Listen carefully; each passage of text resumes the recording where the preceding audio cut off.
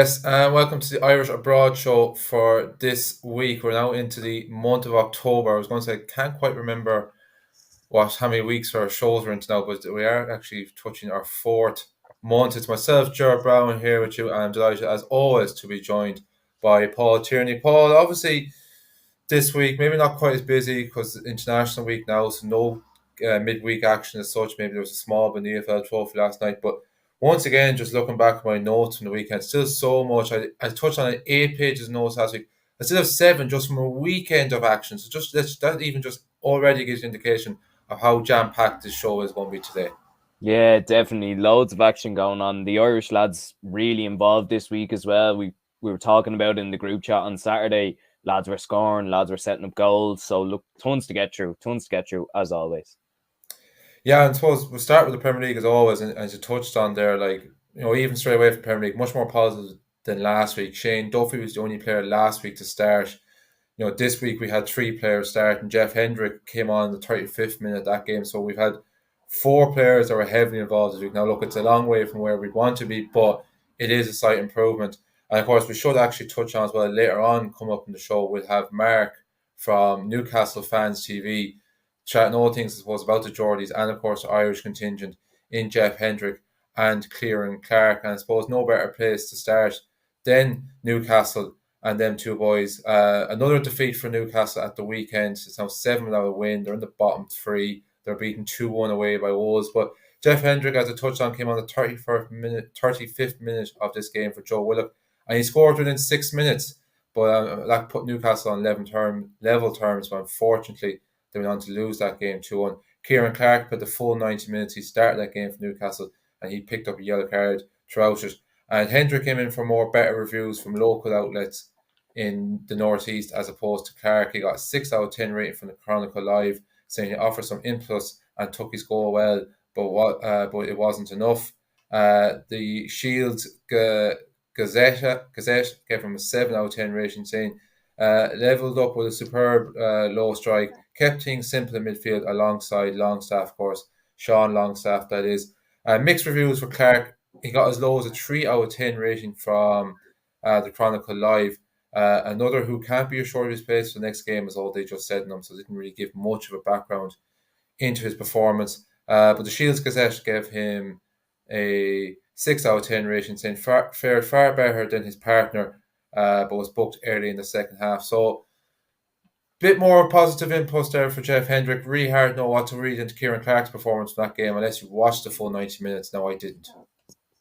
Yeah, very tough. I think Newcastle are just a really poor side, to be honest. The Irish lads, I mean, Jeff done his best.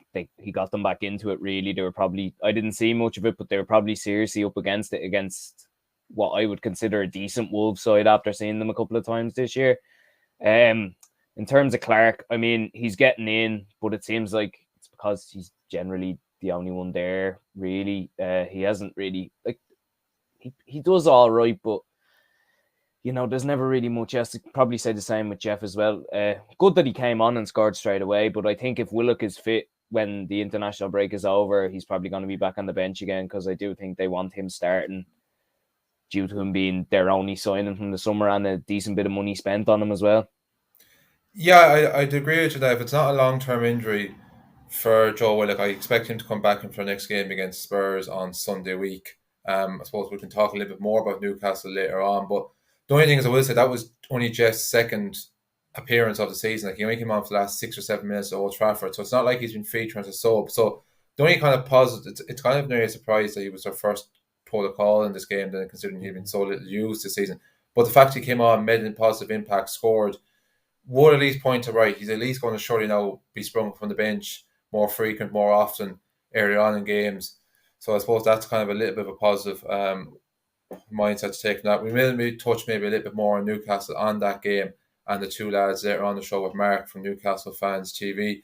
But we move on. Nathan Collins made his Premier League debut for Burnley as they drew 0-0 with Norwich at Turf Moor on Saturday. Of course, he had previously twice played in the EFL Cup this season for against Newcastle and Rochdale. The Burnley Express gave him a 7 out of 10 rating, so he made a very encouraging first start in the Premier League. Telegraph passes to nip in front of his marker and won the ball good in the area. positionally in the good positions, slowed Norwich's counter-attack and timed his tackles to perfection, which denied denied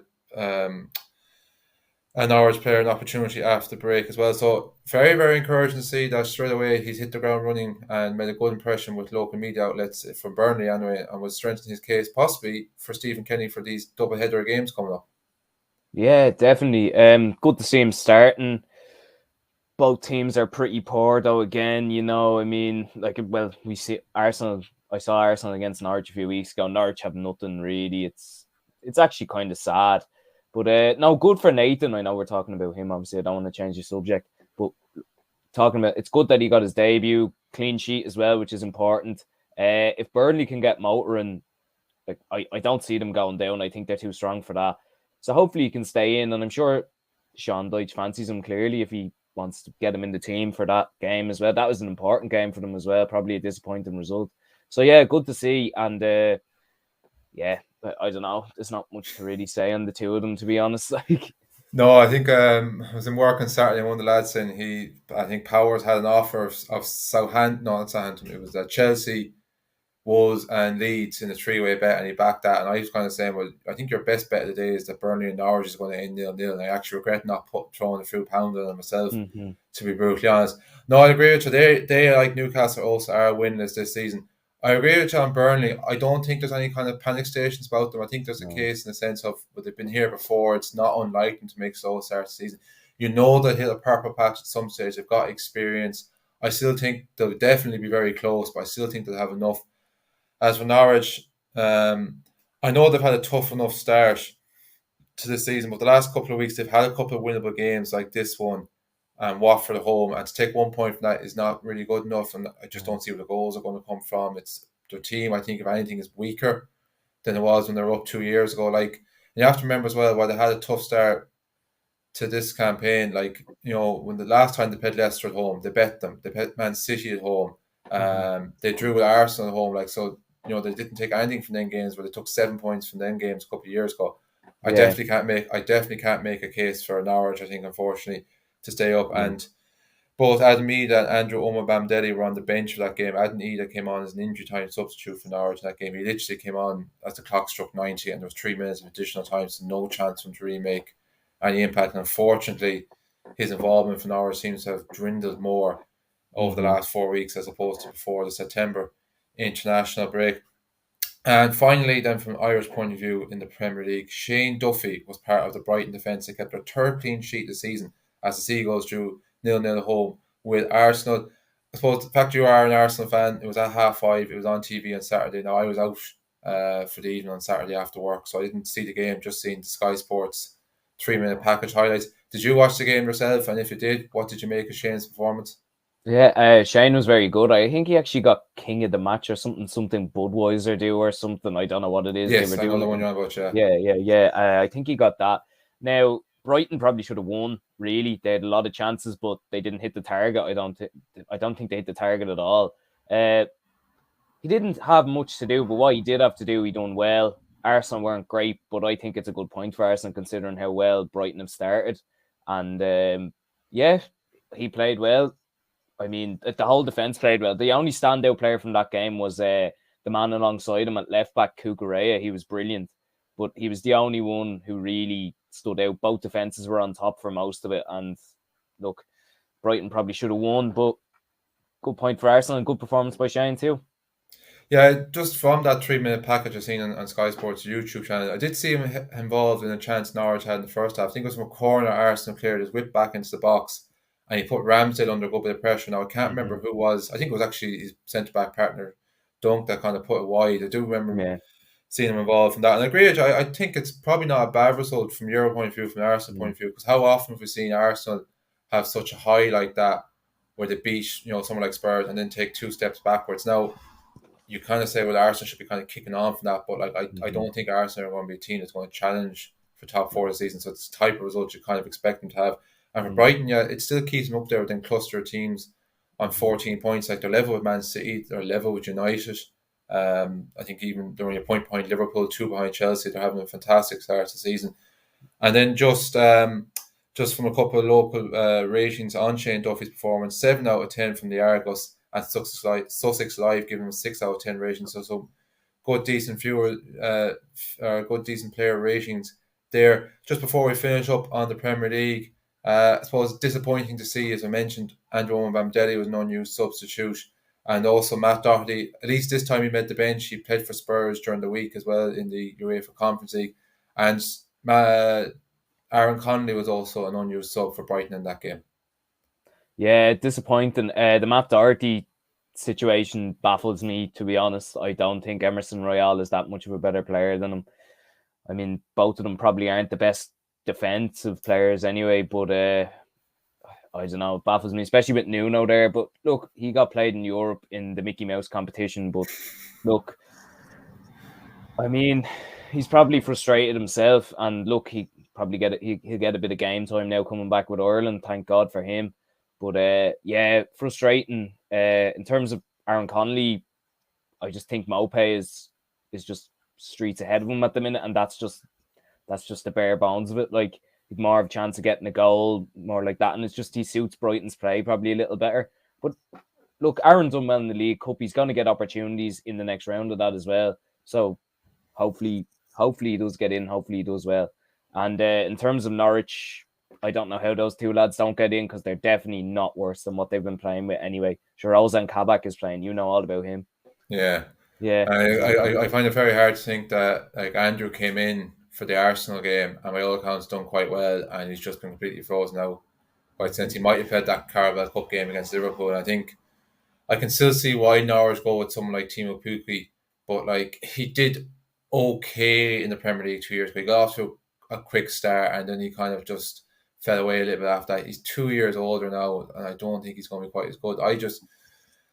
I think it's very, very hard for Adams to say like he's expected to come on in games for 10, 15 minutes and make impacts for a young lad like that. It might just even take him that length to kind of find his feet. Like bring him on for like he's your second or third choice striker, and you're away from home in a game against a team that's similar standards to you. It's 0-0, and like you should be throwing the kitchen sink to get a winner, and you wait to the 90th minute to bring them on. Like it's just. I question it, but like look, maybe we're a little bit biased because we're Irish, but I'd question Daniel Farke small a little bit on that one. But that's where we'll wrap up the Premier League. Obviously, of course, we mentioned we have a small bit more talk about Newcastle and Ciaran Clark and Jeff Hendrick later on the show with Mark from Newcastle Fans TV. But we'll dip down the divisions now into the Championship, and Paul, you can give us a rundown from the weekend.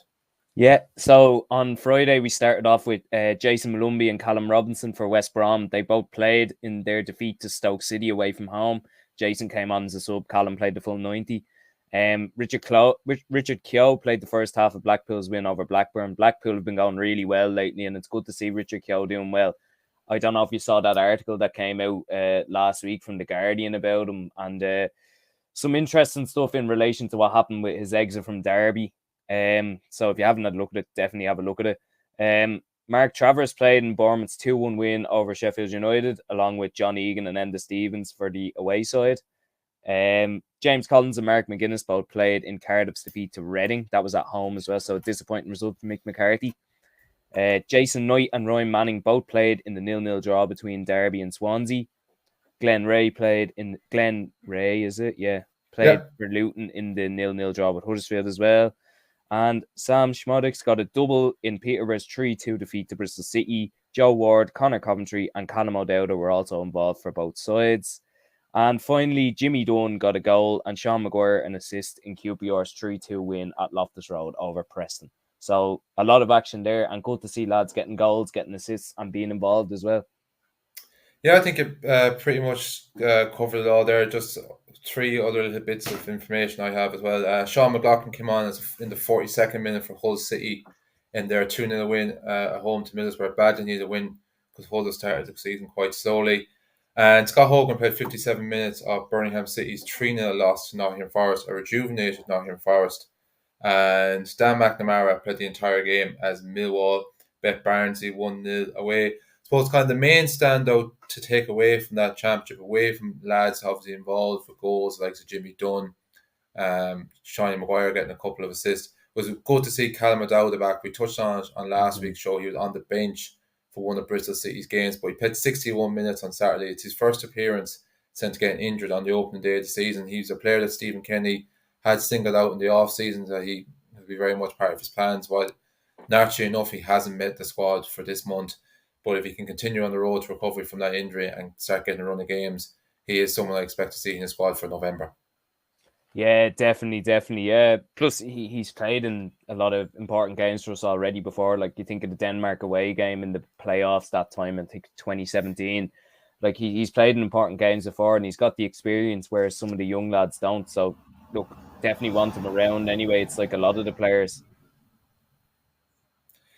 Yeah, just one other bit as well I wanted to touch on there, and it's gone for me. Yes, it was just as well from the Bournemouth Sheffield United game as well. It was disappointing and frustrating to see Bournemouth equalising that game from a penalty, and it was just Enda Stevens that gave away the penalty for a very, very clumsy tackle from behind. As for the goal that Mark Travers conceded, I don't think he could do anything about it. It was a very well taken finish from Morgan Gibson White. But delighted for someone like Jimmy Dunn to get on the score sheet, because he's come through Manchester United, went to Burnley, seen snippets of Premier League action there, went to QPR, had to wait by his time, but that's 3 starts in 8 days from, and now he scored a goal, and they were 2-1 down the time he scored, so that was a crucial goal for him as well. And we touched on it last week, he got a couple of decent ratings from West London Sport, and once again he popped up with a good rating from this game with 7 out of 10. But problem is for Jimmy, he's fighting for position in probably Ireland's strongest place in the team. Yeah, definitely very tough. It's the same with the likes of Ciaran Clark, all them. Like, there, if Shane Duffy's fit, John Egan's fit, and Andrew Mbamdele is fit, the 3 of them are going to be, it's going to be 2 of them starting, or if they play back 3, it's going to be the 3 of them starting. From what I've seen from the last internationals, anyway, so it's going to be tough for him. But look, keeps going. That's all you can do. Just keep going. Yeah, definitely, that is 100% for certainty there as well. Just probably one maybe last thing to touch on the championship, because it's a bit of a talking point that's been generated since his press conference on Wednesday, and that's Callum Robinson saying that he hasn't taken the vaccine for COVID-19 despite being struck down by the virus twice. We know as recently as before the last international window. Look, it's something that's raised topic and debates among players and athletes. A lot of them kind of are refusing to take it. Maybe it's because possible side effects and it might rule them out of game, and they'll end up getting a little bit sick from that. Maybe they feel their bodies are strong enough and good enough to fight it. I think Stephen Kenny was saying only 40% of his squad have been vaccinated. Look, at the end of the day, well, people can talk and debate about how much they want. Then it's a personal decision for Callum, and that's his own mind. And he said, look, he might change his mind in time to come. So we're not going to really debate too much about it, but just kind of are you kind of a little bit surprised maybe that players are a little bit kind of reluctant, because Stephen Kenny isn't the only manager. Jurgen Klopp has come out and kind of made remarks he'd like to see more players get it. I think Graham Potter has called on players to kind of get it as well, after he had a personal experience where I think his friend contracted the virus and passed away. So it is one of those, like, I've got the vaccine, I'm not too sure about yourself. I got COVID 2 or 3 weeks ago. I got a very, very small dose, but I do possibly believe a lot of that could be down to the fact that I did get the vaccine. So, maybe therein lies the benefit of getting it. Yeah, definitely. Look, I got it simply because I wanted to have a life again, and like to protect, not a social life, just like to be able to go to the cinema, go to games, go to stuff like that, stuff that you enjoy yourself with. And in terms of Callum, listen, it's a personal choice, like you said. If he doesn't want to get it, that's fine. But that obviously increases the risk for him and people around him. But that's his opinion, and I'm not going to be the one to tell him what to do. It's obviously frustrating for him as well, because he's got it twice. And even if he is thinking, I don't want to miss a couple of games, he's missed games because he hasn't got it. So, well, the first time he couldn't have got it, but the second time around, yeah. So look, listen, it's his opinion, and if he doesn't want to get it, he might change his mind in a couple of months. Who knows? I didn't want to get it at the start, and I just ended up getting it because I felt I had to. So that's it. There's not much more to say in it, really. Yeah, like at the end of the day, it's entirely up to everyone themselves, and as Callum kind of said, and like if you want to get it, you don't want to get it. Like, I was pretty much the same as you. I didn't even want to kind of actually get it for medical reasons first. It was just because if you didn't get it, it's like, are you going to be able to travel abroad? Like, can you imagine the thoughts now? I look out the window, it's a miserable, rotten evening today. like if I wanted to go for points, even the thoughts now I'd have to go to a beer garden and probably come home with pneumonia. Just didn't Yep. appeal. And as you say, it just maybe was a little bit easier. But look, we're going to stick to football and not medical advice. Probably open up too much of a can of worms. But I will kind of say the only thing is about Callum getting it the second time. I can't remember it was the first time he got it, so I won't talk about his form after that. But you have noticed it dropped off in his form with West Brom's. Like, he was on fire before he contracted just before the last international break.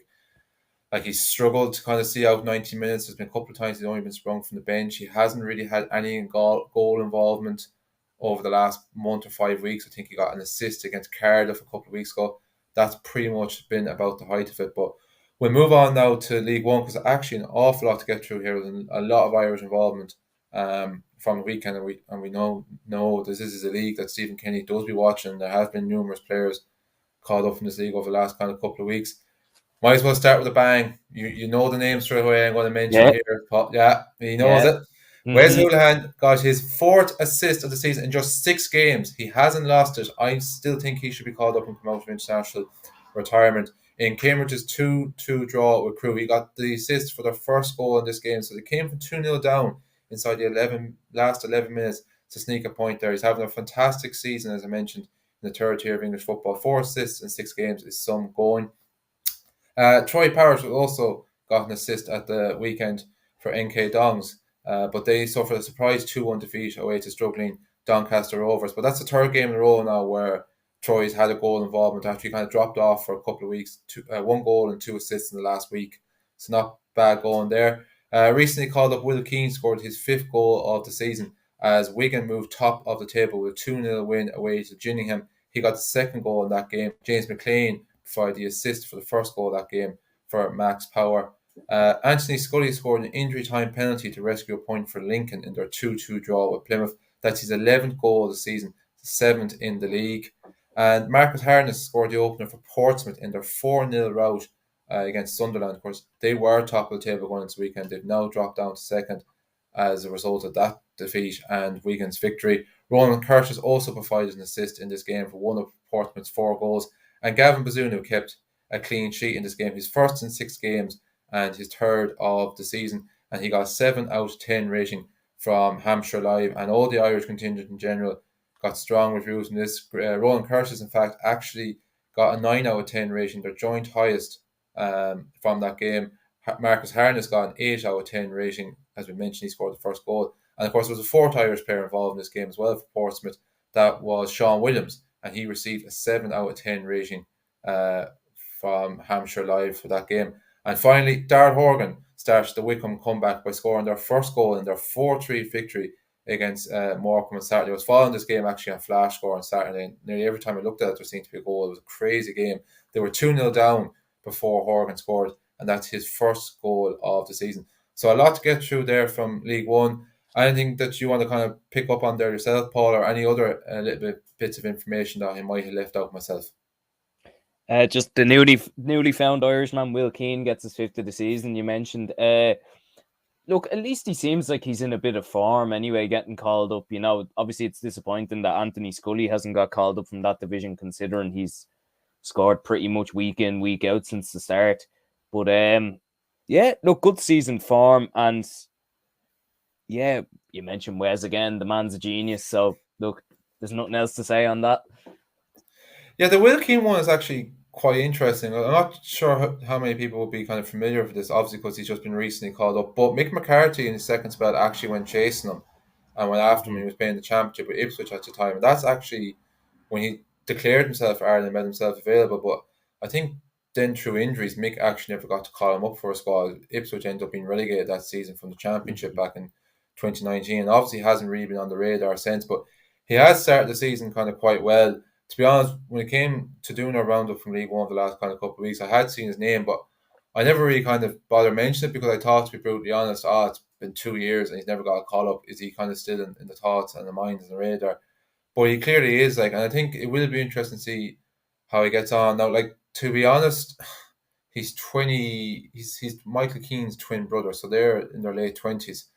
It still does kind of annoy me a little bit that someone who's waited late in his career to make himself available for Ireland as opposed to someone like Anthony Scully, a young player starting his career, came up through the youth system, clearly wants to play for us, is in better form. Now, you could make a case, maybe Anthony Scully should be there ahead of even possibly like Troy Parrish. He probably is the least in form out of the three. I've heard some people say the fact that Scully is more of a wide man, that he's going to be competing with the likes of Callum Robinson and Aaron Connolly, and they're in higher divisions and have more credit in the Bank of Ireland. It's hard for him to get in, but it is an interesting one. But look, at the end of the day, if Will Keane can score the goals that can help us end this campaign strongly, keep Stephen Kinney, whether in a job or keep the pressure off him, whatever his situation is, then I think no one will really kind of care how much he really was interested in playing for Ireland, or when he declared, or his age profile, or anything like that. Yeah, definitely. You've summed it up there perfectly. All we want is results and performances, and hopefully we get them in the next two games, and Will can contribute to that.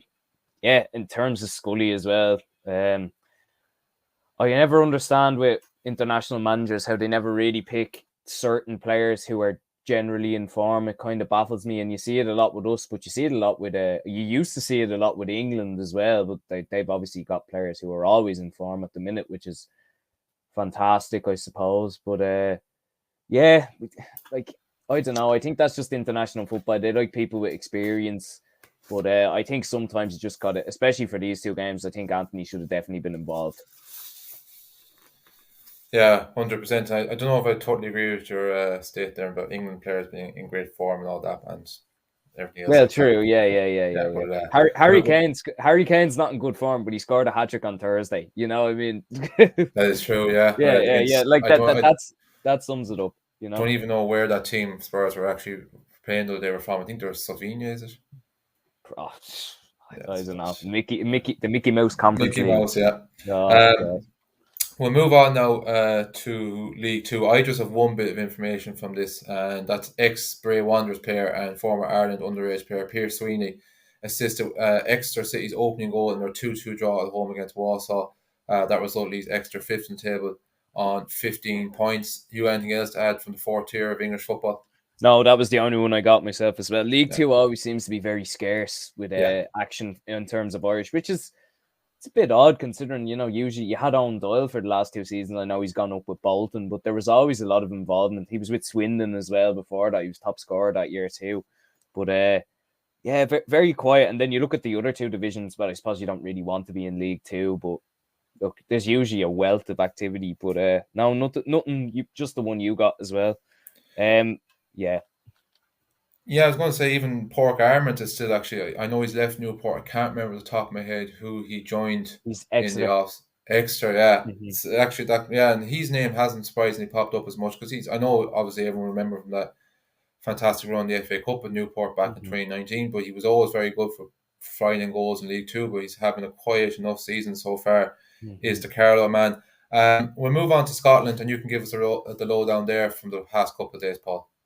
Yeah, well, we'll start off with the St. Mirren boys again. Always easy to discuss them.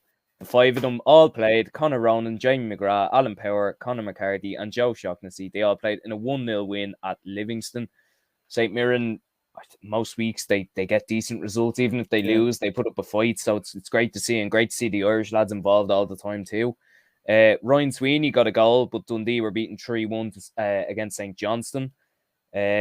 Johnny Hayes played the 90 minutes in Aberdeen's defeat to Celtic, an important win for Celtic there as well. Very important. Sorry, I'm after losing that there.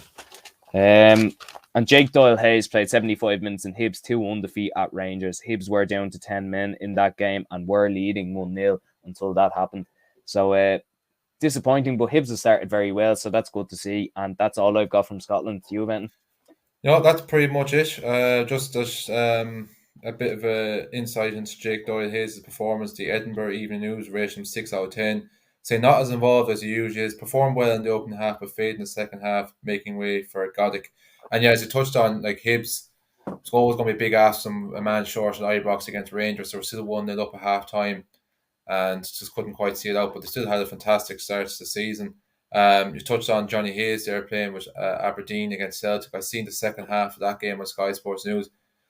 You touched on a big win for Celtic, a lucky win for Celtic as well. I know they were 1-0 up at half time. Aberdeen equalised early on in the second half, and they looked the more likely team to win it until Celtic popped up with that late winner. I also couldn't believe it. not only is it just their first away win of the season in the league this year, it's their first away win since Valentine's Day. That's 7 months ago. That's absolutely bonkers when you think of it. And as you touched on there with St. Mirren as well, they are on a good little run at the moment. That's back-to-back wins from now after that away win against St. Livingston. They're 5 games unbeaten in total. They obviously drew 3 in a row before that, but I think they're only 3 points behind Celtic, 7th place in the table. Once again, they look like they're going to be in for a solid, secure season, holding their own. Probably not going to be quite good enough to push for Europe, but they're definitely pushing to be in the top 6 when the season splits in April. Yeah, definitely, and well deserved. Like I've seen them a couple of times, and they do play nice stuff. You think back to last year as well, when they were the first team to beat Rangers last season in any competition, which is great. Yeah, long may it continue, and hopefully that split thing in Scotland is mad. It baffles me. It's like you see it at the end of the season, and the team in 7th will have more points than the team in 6th because they've split. It just looks ridiculous. I've been asked several times what it is, and I'm like, I suppose it makes it a bit more interesting for the end of the season, but I just think it's a bit mad. I think it's just a way as well, just clocking up the number of games as well, like to get them to 38 games in the season. I suppose if they did 4 rounds of games, maybe the full package of 4 rounds of games, it might be a bit too long and you'll be looking at a lot of midweeks. We just have the rest of Europe roundup and America. Do you have any preference on which one you want to go through? I can do Europe. I have Europe here because I was Grant, actually I'll do America. I'll do the stateside. So it's stateside, yes, stateside. Anyway, in Europe, because I was tracking this on Twitter on Sunday from Philip O'Connor's Twitter feed, Zach Elbazetti played an AIK's 1-0 win over Djurgården. A big win for them there. They go joint second now behind their rivals, and they're 3 points ahead of Malmo, who were beaten on the weekend. That's so right. There's a serious title race going on in Sweden, as we mentioned the last few weeks. Very interesting. And from what I read from the Twitter feed, he played very well. He had a couple of half chances, which if they weren't blocked, they were going to be goals. So it's good to see. And look, it's very interesting over there. I'd like to get a look at it actually towards the end of the season, to be honest, because they look like a decent side, and the other 2 teams alongside them look like decent sides too. So hopefully his form continues, and hopefully they can go on and maybe win the division. I have Josh Cullen as well. He played the full 90 again for Anderlecht. They drew 1-1 with Club Bruges. Bit of a big game there as well. Probably the 2 most notable teams in Belgium. And 1-1 draw there. Probably not a bad result for Anderlecht, but if they want to kick on, they probably have to be winning those sort of games. And Graham Carey played the full 90 on Thursday in CSK Sophia's draw with Bodo Glimt. So, that's all I've got from Europe. Yeah, Graham wasn't even involved in the match they scored for CSK Sofia on Sunday, so I don't know whether he picked up an injury in that game or maybe he was suspended from a previous league match. Just quickly touch first on maybe Anderlecht before I go back to Sweden. That's actually not a bad. I know you kind of agree. Maybe it's win to make up ground because the Belgian league's a little bit more further advanced than other leagues because it starts the end of July. But as we've seen from their performances in Europe this season, Club Brugge do not look like a bad team at all. Like they drew with PSG. I know Leipzig haven't had a fantastic start to the season, but they gave them a beating as well in Europe last week. Like they're in one of the hardest groups in the Champions League, and they actually look like they could even get a Europa League place out of it, which I still think would be a phenomenal achievement from that. And the Zach Elbazetti one, as you touched on there, I forgot, of course, Philip O'Connor, the Irish journalist. I know he's based over in Scandinavia. I think he actually could be Sweden, so he could be a good one to keep an eye on, even on Twitter, if you're not able to get around to watch Swedish games over the next kind of couple of weeks. I think it was Aidan Fitzmaurice as well from the Independent had an article about how Zach is performing over there in the Independent on Sunday. And the Swedish title race, was it 2 or 3 years ago? I think with 2 games to go, 5 or 6 teams were still mathematically in a chance to win the league. It's such a competitive league over there. It's of a pretty good standard. It's always very enjoyable, very entertaining. As you touched on, AIK were top a couple of weeks ago. Now they went down to 3rd. Now they're back up to 2nd. You've seen Malmo losing. They had to pay Hammer by their next game after the international break on Sunday week. It's going to be a lot of chopping and changing, I think, in that title race, and it's definitely one keeping an eye out on between now and December. And finally, before we finish up on this part of the show, just 2 little bits of information from America. So 2 minutes after being introduced as a substitute, Jake Mulroney scored for Atlanta, but they were beaten and ended up empty-handed still going down 2-1 to Montreal. It was Morani's first goal of the season. Atlanta are 8th on 39 points in the Eastern Conference. They're just outside the playoff places. And Shane O'Neill was introduced in the 69th minute of Seattle Sounders 3-0 hammering of Colorado Rapids on home soil over the weekend. Seattle Sounders are top of the Western Conference at 42 points. So they look good to make the end of season playoffs. End of season playoffs, Western, Eastern Conference, 2 divisions, but you play the teams in the other division. They do it in every sport. It's the same as well in the NBA. Obviously, the NFL has kicked off the last kind of couple of weeks. I was watching a little bit of Red Zone the other night, but I really had full attention on the Atlanta AC Milan game, so I don't really know what was going on. But that's just the way American sport works, Paul. You just have to. I know. By the end of this season, the first series of Irish Broadshow, I want you to be totally engrossed in the culture of American sport and the MLS, and that you'll be just religiously telling us everything about that league. Nope. Sorry. The only time I have an interest is when Arsenal are playing friendlies against them. Well, the way sometimes things are going with Arsenal, I would say they mind being a franchise league and no threat and danger of relegation. Well, they tried to be one with your lads as well. So St. Pat's. Yeah, Pats. Oh God. Yeah, no. Listen, I shouldn't slate it. Listen, it's grown a lot since it started. So I mean, and look, it does attract decent players as well. There are some decent players over there, and good to see the Irish lads involved too. Because you look at them over here, some of them are sitting on the bench. I mean, it's good to see lads playing. The main thing is playing the game, and that's it. Yeah, and you get a nice lifestyle and culture as well.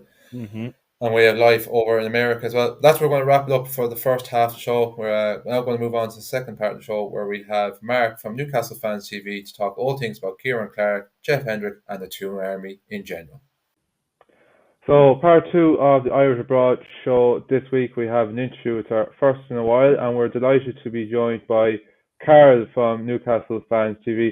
Karl, first and foremost, I actually owe you an apology. I've been introducing you as Mark in the first half of the show, and it's only when I look back at my emails, it's like, damn, I got the wrong 4-letter name there. But we actually originally tried to record with Johnny from your channel there yesterday, but unfortunately due to technical problems and sound issues, it didn't able to come out. But it might all just be for luck that we actually had to hold off and get yourself saved, because in the meantime, there's takeover talks once again surrounding Newcastle and Saudi owners. Obviously, it's a sense of we've been here before. The first lockdown last year, there was talks, they fell through. Early days again, but potentially how exciting would this be for Newcastle fans? It's absolutely insane. I think the money is one thing, but it's the idea of having Mike Ashley leave Newcastle United and us essentially getting the club back and being able to invigorate some sort of soul and life back into the club is worth more than anything. I think most Newcastle fans would agree that we don't really care. We wouldn't have cared had it been any sort of other consortium that weren't the richest, making us the richest club in the world. Obviously, that's a very, very nice addition, of course. But it's unbelievably exciting, and I just really cannot wait to see what's in store in the future. I've said many times on Twitter, I've got a 5-week-old lad, an 8-month old nephew, and just having them have the opportunity to potentially grow up and fall in love with a club that we were able to back in the 90s when Keegan was in charge is that means more than anything to me. And there's many Newcastle fans who feel exactly the same way. So all unbelievably excited and caught off guard because it come out of nowhere. Yeah, a bit of welcome good news. We might maybe touch on maybe a bit more about the talk over in Newcastle in general this season. We mentioned kind of touch good news because it hasn't been a good start. It's still in the bottom 3, no wins from 7 games. I think they're one of 3 clubs still yet to keep a clean sheet this season. But the main reason we kind of brought you on is obviously because there's a good Irish kind of contingent there between Ciaran Clark and Jeff Hendrick, even Oisin McEntee, who played with the under-23s last year. He's been sent out on loan to a Scottish League club this season. But just overall, first and foremost, how would you assess the 2 Irish lads' performances so far this season? Ciaran has played in 5 of the 7 games. Jeff has only played in 2. He hasn't started either of them, but he did play a large proportion of the game against Wolves on Saturday, and we all know he got that goal that put Newcastle on level terms, but unfortunately it ends up being another defeat. It was. I think Ciaran Clark for me has been always been a very, very solid player. He's probably not been as consistent this year as what I usually expect from him. But I think part of that is because we've been mixing the formation in terms of playing. Sometimes we're playing a 4, sometimes we're playing a 5. So sometimes we're playing with 3 centre halves, sometimes we're only playing with 2. But I like the Federico Fernandez and Ciaran Clark partnership. Ciaran Clark is just a very consistent player. He's not, he's not your world beater in terms of a centre half. He's not, the likes of Rafael Varane or anyone like that. But he's a no nonsense old school centre half. And for me, when we bought him from Aston Villa, I thought it was a fantastic sign, and I thought that they were on the worst end of the deal personally. So he's not had his best start to the season in terms of what I expect from him, but he's always very solid. He's always at least a 6, a 6.5 for Newcastle. In terms of Jeff Hendrick, he's not the most popular man on Tyneside, if I'm completely honest. I feel that most Newcastle fans will probably agree that we expected. I think it's difficult to say we expected a little bit more from him because we obviously got him on a free transfer, but at his previous club, he was a very dynamic player. We saw a little bit more than what we've had at Newcastle. But that being said, every time he does get an extended run of play in a game, he tends to score. So I can't really complain. I thought he had a very good game against Wolverhampton, to be honest, when he was given the opportunity. So yeah, it's, Jeff Hendrick, I would say, isn't the most popular man on Tyneside, but he does a job. He's a very professional footballer, and he's not someone that you hear any sort of grumbles out of. So I can't complain too much about either of the 2 Irish lads. Yeah, I think we as Ireland fans can probably echo a lot of the same views about Jeff Hendrick. I think he very much divides opinion among Ireland fans, and he's one of them players that you look at and you kind of expect a little bit more, particularly the fact how well he played in Euro 2016, got a Premier League move, and just hasn't really maybe taken his game to the next level in an Ireland shirt, and seems to maybe be the same way so far in a Newcastle shirt. Paul, anything you want to get in there with Karl yourself? Yeah, just a quick one on the takeover. Is there any players, if it does go through today, is there any players you'd like to see come in, or is there even any more Irish players you'd like to see come in as well? Is that like realistic propositions or? Yeah, realistic. Yeah. I've not thought about it too much, to be honest, because I just wasn't expecting this to happen. But managers, I could give you an answer on. In terms of players immediately, I don't know, if I'm completely honest. We need a striker. We need another striker because with Callum Wilson being injured and Steve Bruce not having played Dwight Gale, it just proves how light we are and how much we struggle because we've not been able to score enough goals to go out and win a game. So playing ASM in the number 10 role, in the number 9 role rather, has been really detrimental to the side. So I'd like to see us go and get a striker. I do like, I think, is it the lad Morelos that was at Rangers? I know he's a bit of a loose cannon, but I do like him. I wouldn't mind going and getting someone like him. Back in the day, I would have looked at someone like Martinez that was at Atalanta over in the MLS as well. We need to strengthen in centre midfield probably, because moving forward, like you boys have just reiterated with Jeff Hendrick, unfortunately he's not shown that he's been able to take it to that next level. And if we want to progress, we are going to have to buy better players, unfortunately. So yeah, it's immediately I couldn't give you an answer, unfortunately. Mm-hmm. And what about the managers? Is there any in mind? You said you might have had a few. Obviously, if Steve Bruce goes as well. Yeah, I'd look at Rangers. Absolutely love Newcastle to go and pay Steven Gerrard's compensation fee and take him from Rangers. I think having him maybe, and then us investing in the youth development as well, having someone of his stature around the club would be fantastic. If I do believe that the consortium would probably have already got someone to replace Steve Bruce immediately. There's been silly names thrown like Zinedine Zidane and Conte, and I just think surely not. But money talks. It's insane. It's just unbelievably exciting. But I'd love Steven Gerrard to come to Newcastle United. I really would. He'd be my first choice, to be honest. Good stuff. Yeah, he seems to be very much of the same mindset as Johnny had with us yesterday, he was saying he'd love Stephen Gerard as well, and he also very much talked up Ciaran Clark and seems to be kind of very happy with him.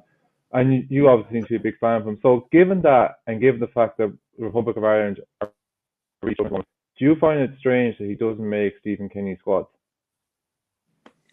Say that again, sorry, mate. The last bit, I missed the last bit.